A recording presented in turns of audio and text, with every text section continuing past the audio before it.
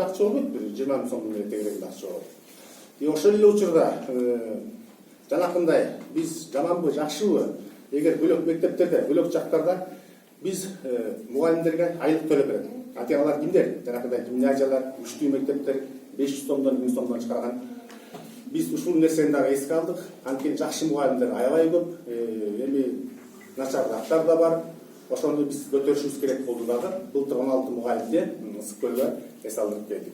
Ошондой 16 мугалимди Алматыга 2000 сомдон бир күнгө барып келишти. Бул жерде да суроо болушу мүмкүн. Жок, айтсаңыз, мен бүтөйүн чыгып турмuşчу. Мен бүтөйүн биринчи. Сөзүн араласыз сразу да басып айтып калыш керек. Хорошо. Профсоюз тарабынан да бөлүнгөн. Жок, 500 сом окуучулардын эсебинен мугалимдер эс алат деген указ барбы? Жок, мен айтып берейин, отурсуздар.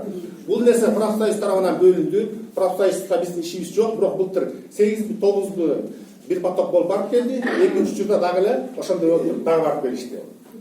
Жок, аны эмнеге ошол именно мектептеги эмнеге окуучулардын жоолукка 500 сом менен мугалимдер эс алуу керек? Эмнеге?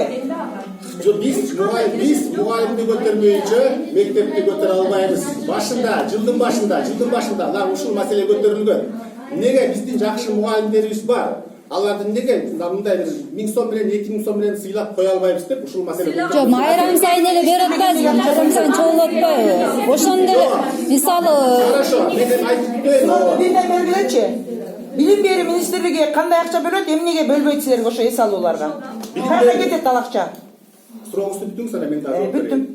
Так, билим берүү министрлигинен акча бөлүнөт. Жанакы профсоюзгачы. Профсоюздан болсо былтыр суммасын билбейм, бирок 8-9 мугалим бир учурда барды. Экинчи поток болуп, дагы ошондой эле 8-9 мугалим барып келди.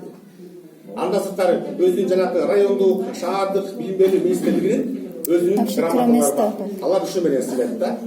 А бөлөк акчалай сыйлыктар балким бардыр, аны биз билбейбиз. сиздер ошону ата-энелер комитеттери бар да, ошолор менен мындай эме кылышыңар керек да, өз алдыңарча кылбаш керек. Сүйлөшүлгөн нерсе, жалпы комиссия ошол боюнча сүйлөшөбүз. Мен муну жалгыз Ошону ортого салыш керек да. Хорошо, мындан кийин эсте болот. Ошон үчүн мындан кийин комитеттердин чогулушунда жалпы келип берсеңиздер, ушул маселе жакшы чечилет эле.